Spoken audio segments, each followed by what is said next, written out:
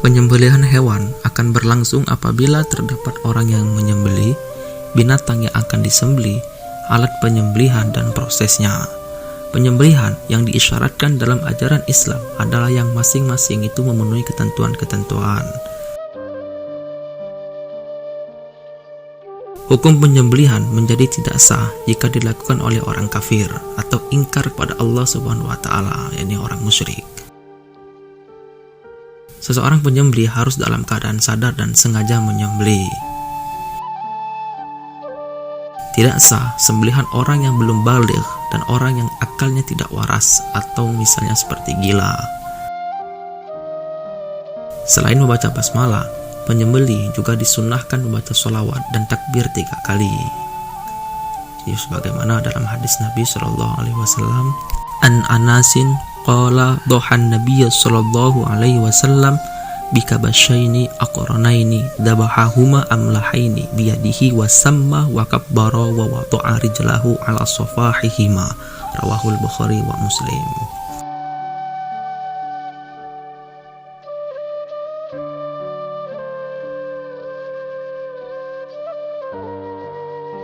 Tidak sah hukumnya menyembelih hewan yang sudah mati. Adapun hewan yang terluka, tercekik, terpukul, terjatuh, ditanduk oleh binatang lain atau yang diserang binatang buas, apabila kita mendapatkan yang belum mati lalu kita sembelih, maka hukumnya halal dimakan sebagaimana dalam firman Allah Subhanahu wa taala, حرمت عليكم الميتة والدم ولحم الخنزير وما أهل لغير الله به والمنخنقة والموقوذة والمتردية والنطيحة وما أكل السبع إلا ما ذكيتم وما ذبح على النصب وأن تستقسموا بالأزلام.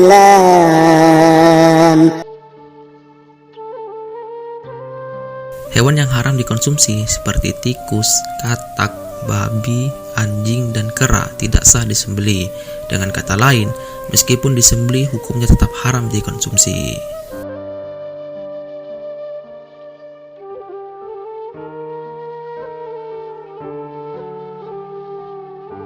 Alat yang digunakan untuk menyembelih hendaknya memenuhi ketentuan sebagai berikut. A. Tajam dan dapat melukai. Ketajaman alat dimaksudkan agar proses penyembelihan berlangsung cepat sehingga hewan tersebut segera mati. Boleh terbuat dari besi, baja, bambu, atau apa saja yang bisa tajam. Tidak terbuat dari tulang, kuku, atau gigi. Agar proses penyembelihan menjadi sah, maka harus memenuhi ketentuan-ketentuan sebagai berikut. Yang pertama, penyembelihan dilakukan pada bagian leher hewan hingga terputus saluran makanan, pernapasan, dan 2 urat lehernya. Yang kedua, pada waktu menyembelih hewan, orang yang menyembelih harus memastikan bahwa ia sudah benar-benar memotong atau memutuskan bagian-bagian tertentu, yakni yang pertama tenggorokan atau saluran pernapasan atau saluran makanan yang kedua, dan yang ketiga 2 urat leher yang ada di sekitar tenggorokan. Bila bagian tersebut sudah putus, maka penyembelihan sudah menjadi sah. Cara penyembelihan hewan ada 2 macam, yaitu penyembelihan secara tradisional dan penyembelihan mekanik atau modern. Penyembelihan tradisional adalah penyembelihan hewan menggunakan alat sederhana seperti pisau, parang, pedang, dan sebagainya. Sedangkan penyembelihan mekanik adalah penyembelihan menggunakan mesin pemotong hewan.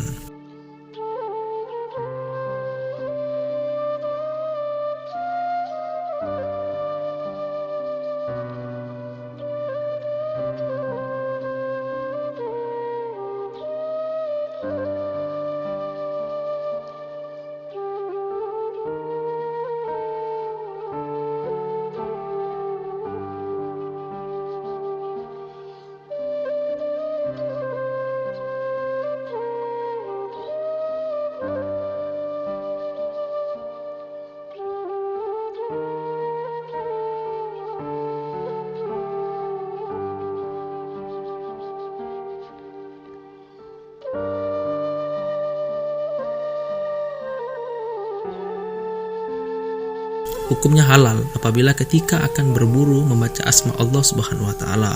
Berburu hewan liar seperti rusa atau kijang dilakukan dengan cara melukai bagian tubuh mana saja yang dapat mengalirkan darah dan menjadikannya mati. Sebagaimana dalam hadis disabdakan oleh Nabi an Abi Tha'labah radhiyallahu anhu an Nabi sallallahu alaihi wasallam qala idza ramaita bisahmika faghaba anka fa adraktahu fakulhu malam yuntin, rawahul Bukhari wa Muslim.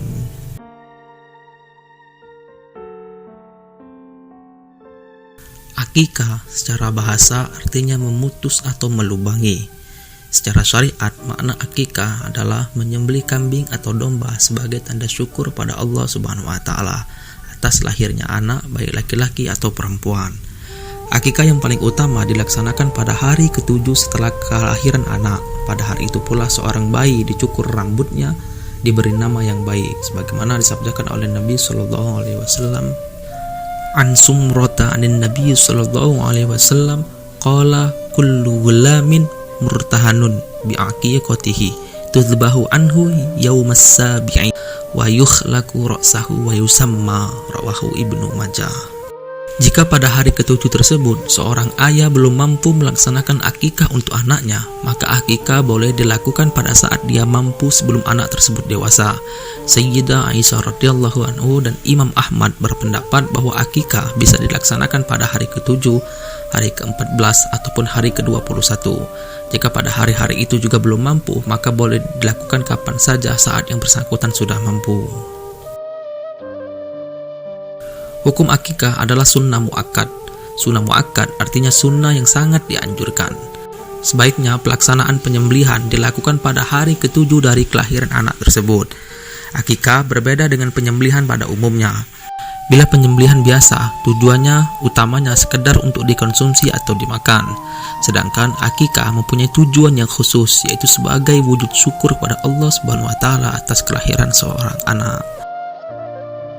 Mayoritas ulama sepakat bahwa hewan yang digunakan untuk akikah adalah kambing atau domba.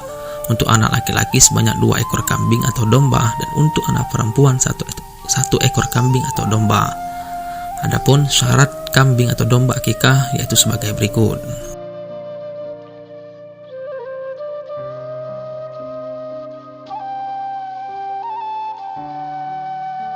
Ketentuan pembagian daging akikah berbeda dengan pembagian daging kurban.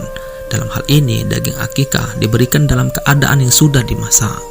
Orang tua anak boleh memakannya, menghadiahkan sebagian dagingnya kepada sahabat-sahabatnya, dan menyedekahkan sebagian lagi kepada kaum muslimin. Boleh juga mengundang kerabat dan tetangga untuk menyantapnya, serta boleh juga disedekahkan semuanya.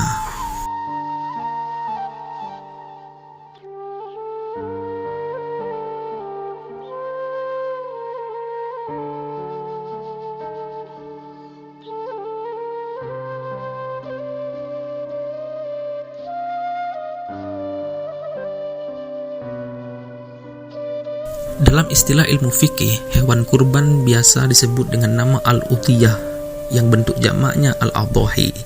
Secara bahasa, kurban berasal dari kata qoroba yang berarti dekat. Sedangkan secara syariat, kurban artinya ibadah dalam bentuk melaksanakan penyembelihan hewan tertentu atas dasar perintah Allah Subhanahu wa taala dan petunjuk Rasulullah sallallahu alaihi wasallam dengan harapan dapat mendekatkan diri kepadanya. Allah Subhanahu wa taala memerintahkan umat Islam untuk berkurban sebagaimana tertuang dalam Quran. Inna a'tainakal kautsar fashalli li rabbika wanhar inna syani'aka huwal abtar. Pelaksanaan kurban hukumnya sunnah muakkad, artinya sangat dianjurkan. Bagi yang mampu dianjurkan untuk melaksanakan kurban. Orang yang mampu berkurban namun tidak melakukannya, maka hukum baginya adalah makruh atau tidak disukai oleh Allah Subhanahu wa taala dan Rasulnya.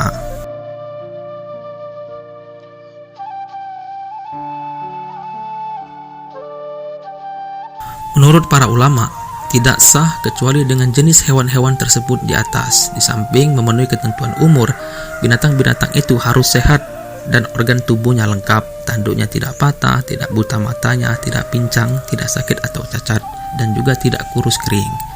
Ketentuan yang lain untuk jenis binatang unta, sapi, dan kerbau boleh untuk kurban sejumlah 7 orang, sedangkan untuk kambing dan domba hanya untuk kurbannya 1 orang. Hal ini sesuai dengan sabda Nabi Shallallahu Alaihi Wasallam. An Jabir bin Abdullah radhiyallahu anhu qala naharna ma'a Rasulillah sallallahu alaihi wasallam amal Hudaybiyatil badanata an sab'atin wal baqarata an sab'atin. Rawahul Bukhari wa Muslim.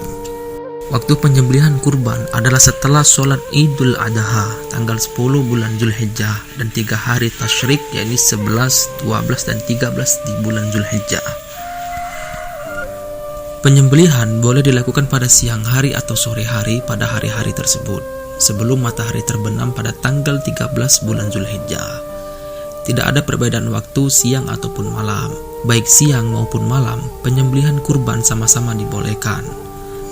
Tempat yang disunahkan untuk menyembelih adalah tanah lapang. Tujuannya adalah dalam rangka memberitahukan kepada kaum muslimin bahwa kurban sudah boleh dilakukan dan untuk mengajari kaum muslimin tata cara kurban yang benar.